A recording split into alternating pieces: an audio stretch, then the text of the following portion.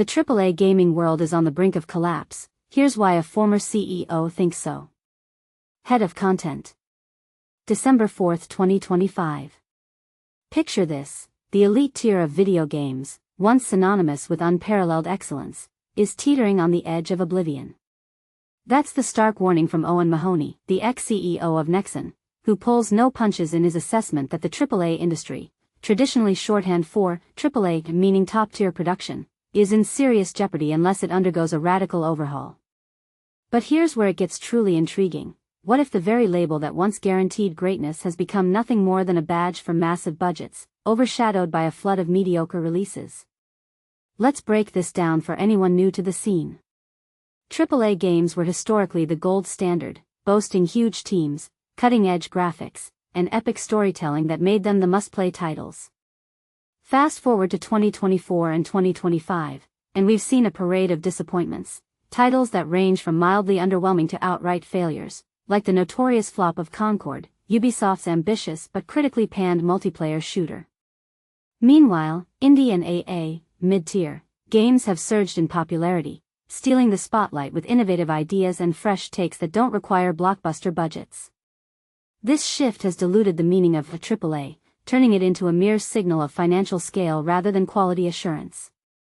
Mahoney, who helmed Nexon and masterminded the 2021 acquisition of Embark Studio, the creators behind the action-packed Arc Raiders, isn't just another voice in the crowd. As someone who's sat in the executive chair, he understands the corporate mindset like few others.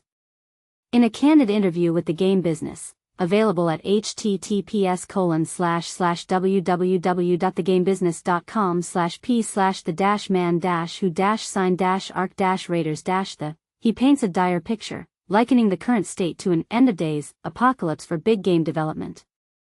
And this is the part most people miss. His insights come from first-hand experience with the high-stakes decisions that drive these giants. Imagine you're the CEO of a gaming powerhouse with a valuation north of $23 billion, Mahoney illustrates in his analogy. Let's play game company tycoon, he says. You're in the hot seat, tasked with approving a project in a heartbeat. But screw up and burn through $300 million of the company's money? You'll be grilled by the board, and one misstep could end your career. Do it twice, and heads roll openly. By the third, activist investors are circling like sharks. Every leader at a publicly traded game firm lives this nightmare, paralyzed by the fear of failure. This fear, Mahoney argues, is the root cause of the AAA sector's woes. Big studios are too scared to innovate, sticking to safe, derivative trends instead of blazing new paths. Without a complete rethink, ditching cookie-cutter approaches and embracing bold risks, the industry might spiral further into chaos, even facing total collapse. I think that the AAA industry is structurally at its end. And without a serious rewrite of the ways we go about making games, it's going to end in more disaster than it has already, he warns. To drive home his point, Mahoney points to industry blind spots that only hindsight reveals. Take the Embark acquisition. It seemed like a risky gamble at the time, but it paid off brilliantly, proving that outsiders can spot gems that insiders overlook. What does that say about the broader ecosystem? It's reminiscent of how Minecraft exploded onto the scene in 2009, a blocky indie gem from Notch that shattered the industry's fixation on ultra-realistic graphics. Suddenly, simple, creative gameplay trumped high-fidelity visuals. Then came Clash Royale in 2016, a mobile hit from Supercell that proved synchronous online player-versus-player battles could thrive on phones, a concept many dismissed as unfeasible just days earlier. These breakthroughs highlight how the gaming world clings to outdated dogmas until disruptive forces prove them wrong. But here's where it gets controversial. Is Mahoney right, or is this just the doomsday prophecy of a disgruntled ex-exec? Critics might argue that AAA's challenges stem from market saturation or economic pressures, not just cowardice, and that some big-budget titles still deliver hits. Others could counter that indie success stories show a healthy ecosystem, not a dying one.